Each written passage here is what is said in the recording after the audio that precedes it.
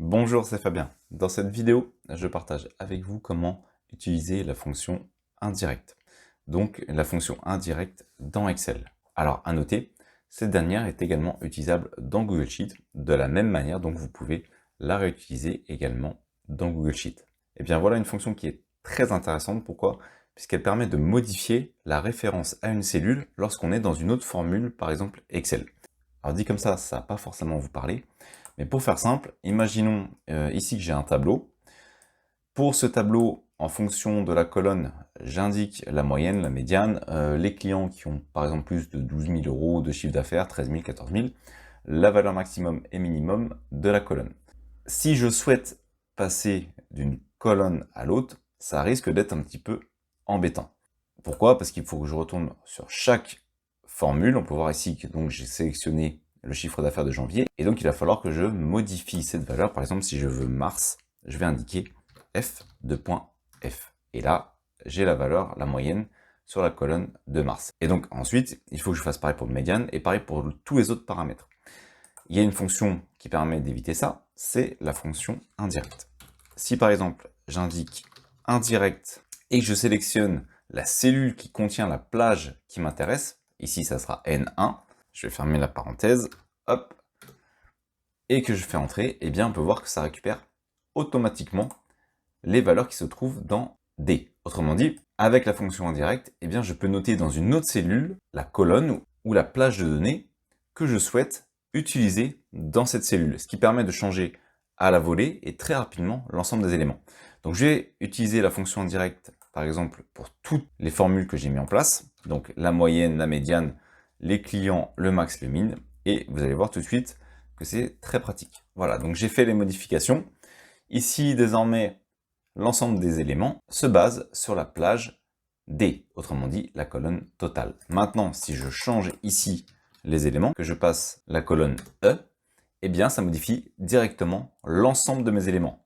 Donc ici, je peux obtenir la moyenne, la médiane, le nombre de clients par tranche de chiffre d'affaires, le max, le minimum, pour le mois de janvier. Et si je veux tout de suite changer, par exemple passer sur mars pour avoir les informations de mars, eh bien, je peux immédiatement le faire en changeant directement depuis cette cellule. Autrement dit, je n'ai pas à chaque fois à refaire dans chaque cellule la modification, ce qui peut entraîner, 1, des erreurs, et 2, ce qui peut être fastidieux. Sachant qu'ici, j'ai 7 données à modifier, mais des fois, on peut en avoir beaucoup plus. Donc c'est vraiment une fonction très intéressante pour pouvoir utiliser dans une autre cellule indirectement la plage de données que l'on souhaite utiliser dans l'ensemble des formules que l'on a dans notre feuille Excel ou Google Sheet. Alors, une autre particularité de cette dernière, eh bien, c'est qu'on peut utiliser, je vais vous faire la démonstration directement, un assemblage. Pour ça, je vais retourner ici, dans ma cellule.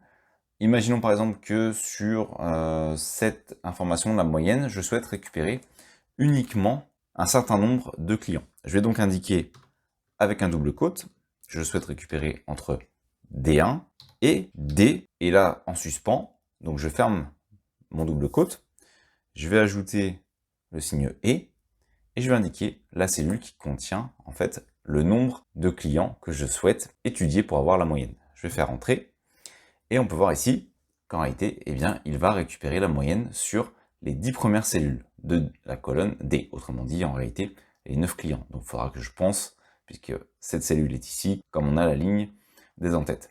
Donc il faudra tout simplement que je pense à en rajouter un de plus ici.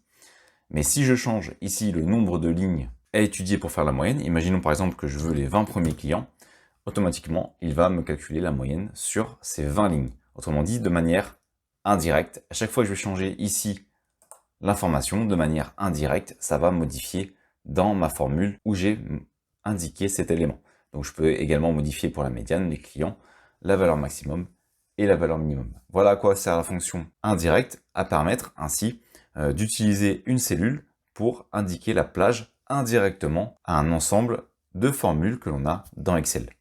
Merci d'avoir suivi cette vidéo jusqu'à la fin. Si cette dernière vous a été utile, vous pouvez la partager ou simplement ajouter un pouce bleu. Cela participe à faire découvrir cette vidéo. Vous pouvez également vous abonner à la chaîne et activer les notifications. Je publie régulièrement du contenu.